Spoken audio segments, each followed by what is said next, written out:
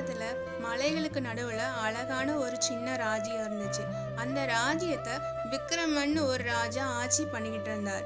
அவர் ரொம்ப தைரியசாலி, ஆனா கொஞ்சம் ஹீரோயிசம் பண்ணுவாரு. அவருக்கு ஒரு அழகான ஒரு பொண்ணு இருந்தா. அழகு, அறிவு, அட்டகாசமான பேச்செல்லாம் இருந்துச்சு. ஆனா ஒரு பிரச்சனை இருந்துச்சு. அவ கல்யாணத்துக்கு ஒத்துக்கவே மாட்றா. எனக்கு சாதாரண ஆள்லாம் வேணாம், ஏதாவது ஸ்பெஷலா இருக்கணும்னு சொல்லிட்டா. அந்த நேரத்துல தான் ஒரு பயங்கரமான செய்தி வருது. ராஜா, பக்கத்துல இருக்க காட்டுல ஒரு டிராகன் இருக்கான். அது யாரை பார்த்தாலும் கல்லா மாத்துதான். ராஜா யோசிக்கவே இல்லை. யார் அந்த டிராகனை ஜெயிச்சு வரானோ அவனுக்கு என் பொண்ணை கல்யாணம் பண்ணி கொடுப்பேன்னு சொல்லிட்டாரு. அதை பார்த்து வீரர்கள், பொதுமக்கள் எல்லாம் காட்டுக்கு போனாங்க. ஆனா திரும்பி வரல. இந்த செய்தியை கேட்ட மீரா ரொம்ப கோவமாயிட்டா. அப்பா, இது என்ன அநியாயம், நான் யாரையும் கல்யாணம் பண்ணிக்க மாட்டேன்னு சொல்லிட்டு தனியா காட்டுக்கு குதிரையில ஏறி போயிட்டா.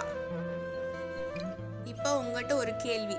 யாரும் வெல்ல முடியாத அந்த டிராகனை இளவரசி தனியா போய் ஜெயிச்சாளா, இல்ல கல்லா மாறிட்டாளா?